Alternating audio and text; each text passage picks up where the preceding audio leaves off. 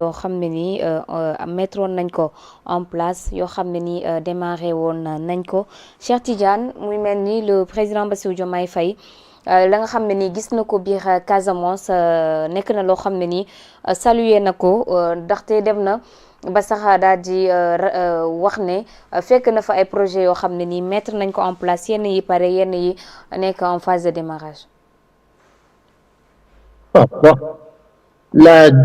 Lu mu si wax rek mooy il estime qu'il y a des projets qui ont démarré, qu'il y a des projets qui sont en chantier, mais nañu defal évaluation réelle ñoom bi ñu fi ñëwee depuis 2 ans maintenant bientôt 2 ans. Oui. Concrètement yan projet leen démarré wax ma projet bi ñu fekk mu démarré de yan projet leen démarré si ban budget leen ko démarré et yan mooy échéance su projet bi. xam nga def ay déclaration que gis naa ay projets yu démarré j'ai constaté des réalisations en place, des chantiers relancés, Bien sûr. des chantiers relâchés et d'autres qui sont en cours, et aussi des projets qui sont prêts à être déployés. Mais ñu defal un bilan exhaustif depuis ces 2 ans qui sont au pouvoir. Budget bi ñu utilisé pour démarrer ay projet yan projet leen démarré ñoom ci seen bopp ak yan projet leen fi fekk mu nekk des projets en cours. Donc je pense que loolu am na solo lool parce que sénégalais yi lu ñuy constaté mooy depuis l'avènement de cette nouvelle majorité Oui. amul dara lu ñu teg ci seen bët amul dara lu ñu gis loo xam ne mën nañ wax ñii ñoo ko démarré ñoo ko def te am na réalisation concrète. Maintenant s'il y a des projets qui ont été démarrés depuis l'ancienne majorité de Macky Sall, effectivement il y a des projets en cours peut-être qui ne sont pas encore achevés, qui étaient en cours en mi-chemin d'être achevés. Moi je parle pas de ces projets-là. Eux qui nous disent yan projet leen démarré ban secteur lañ ko démarré avec quel budget lañ ko démarré et fan lañ ci toll. loolu moo ëpp solo mais bëggoon naa ñëwaat tout en arrière tu m'excuses rek si diffamation. Oui. juste une petite parenthèse nga baal ma rek. Bien parce que sûr, dama l'importance loolu. Oui. Xam nga tout à l'heure vous avez parlé du montant. ba pare ngeen lié ko rek au fait qu'on l'a accusé de 83 milliards gis nga diffamation au-delà de xaalis bi. Oui. dafa doon lu sew parce que yow su la jiñee sàcc ñu bind ko ci journaux yëpp say doom say dëkkandoo sa yaay sa papa xamal ne fi ñu mënta dem ñu ngi naan sa doom sàcc la sa papa sàcc la sa doom ci demee ci école bi Oui. am na ñu koy xool naan kii papaam sàcc la gis nga loolu kenn mënu ko xayma en argent dara mënu ko fay. maa doon déglu sax Mbaye ñaa di naan à cause de cette histoire de diffamation d'accusation il lui est arrivé bu mu génne su gouvernement bi du def ay consultance wala en tout cas du liggéey en tout cas dans ce sens-là Oui. ñu koy reprocher de ko relancer son dossier de diffamation. Bien sûr, wax na Il est obligé de produire lui-même des preuves comme quoi il a été lavé de tout ça donc gis nga ni mu koy toppee. Oui. ñu ne noonu mu ko toppee noonu la mën a toppee ay doomam noonu parce que xotti orma nit jiiñ nit jéebaane ko sur la place publique ba ñëpp di si wax gis nga même suñ la setalee si tribunaux yi xamal ne ci biir opinion publique bi doo set mukk à 100%. Ouais, surtout dina am toujours verdict populaire bi am.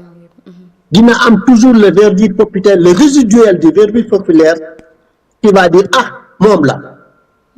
gis nga loolu kenn mënu ko utal ndàmpaay muy 200 millions de 300 millions quel que soit montant bi nga ji donc moo tax may naa nit ñi foofu mën nañoo wax ne sa honneur la ñu laal sa dignité vu que li nga wax noonu Mame Mbaye Niang nee na tey dafa obligé fu muy dem yóbbu décision de justice pour mën a wane ne waaw daan nañ Ousmane Sonko et que moom blanchir nañ. waaw parce que moom sax dama jël exemple ci moom rek parce que moom am na possibilité jël décision de justice bi suñ ko nee non tel contrat bi nga war a signer wala prestation wala telle consultance ñu présente décision de justice mais imagine toi ay doomam ay jabaram ay dëkkandoom muy Mame Mbaye Niang di keneen donc pour attirer les gens sur la diffamation il faut qu'on soit très prudent balaa ñuy accuser doomu aadama balaa ngay jiñ ñi dara na la leer na li ñu koy wax leer na la parce que une fois que nga wax ko nga génn ko sur la place publique justice bi setalee le verdict populaire du ko setal à 100% et dina ko topp. Voilà, donc c'est juste la parenthèse que je voulais apporter sur la diffamation. bi ñu liggéey toujours diffamation bi naan lii la ko jiiñ lu ko jiiñ rëy na mais lu gën a metti lii mooy der bu mu yàq honoram bu mu bofuyee. Surtout. Et il y a maintenant des dizaines et des dizaines de Mame Niang yoo xam ne ñu ngi leen di diffamer après suñu paree si la justice bi laajee ton honneur la presse là benn petit filet bu ndaw lay def et on passe à autre chose. Alors que peut-être pendant un mois qui a fait l'objet de l'actualité de la presse pendant un mois ñu ngi naan jël nga mais gis nga suñu la setalee mais une journée la ñuy def ci yow setal na la ñu jàll ci leneen. Voilà, donc ça je voulais juste attirer l'attention. Quant à la tournée économique du président de la République. Effectivement tournée bi mais chantier yi mu fekk foofu noonu ñu nekk en phase ndax japonais war na ci taxaw pour ñu commencer ko. yi nga xam ne nii jeexal nañ ko pare xam naa ne ci inauguration lay mujj mais yi nga xam ne commencé nañ ko pour Casamance vu que ne l'ancien régime ñu ngi doon liggéey bu am solo foofu nga xam ne nii moo di ci zone Casamance Sédhiou ndax jàpp nga ne moom le président Bassirou Diomaye Faye dina ko yeggali comme lim leen ko diggee. Il y a un principe qu'on appelle la continuité de l'État. Gis nga Sénégal muy applique ça dina am habitude sax di naan chantier Diomaye wala chantier Macky c'est le chantier de l'État. Parce que le budget c'est pas le budget de Diomaye Faye ni le budget de Macky Sall, c'est le budget de l'État. Donc c'est au nom de cette continuité de l'État. Chantier bi su dee toujours sa pertinence est là, son utilité publique est là da nga koy yàggali. Parce que loolu mooy réew ku nekk day def li nga def keneen ñëw continuer. C'est que nag en Afrique on a tendance toujours de personnaliser les actions publiques. C'est-à-dire on dit le chantier de tel président, le chantier de tel président. Et derrière le président c'est l'État. Donc la continuité de l'État doit avoir lieu.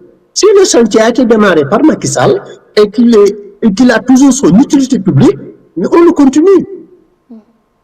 Si maintenant lui sous sa présidence si période boo xam ne moom mooy président de la République identifié na ay chantier yi muy démarrer mais na ko démarrer mais tout ça ça doit être dans la transparence man lu ma constaté mooy bi ñu ñëwee ba léegi gisuma concrètement lan leen fi teg muy xeer bu ndaw gisuma ko si gisuma fi ñu gas teen bu ndaw gisuma fi ñu jëmbat garab bu ndaw gisuma ko teguma ci sama bët maintenant des projets jusqu'à 2050 tu sais écrire un projet tu rentres dans un logiciel tu sors un projet c'est ce qu'il y a de plus facile mais ce qu'on attend d'un État c'est qu'ils nous disent exactement yan chantier on a l'habitude de dire quelles sont les politiques publiques qu'ils mettent en place concrètement le financement l'utilité publique et à destination de quelle catégorie de population ou de quelle catégorie de territoire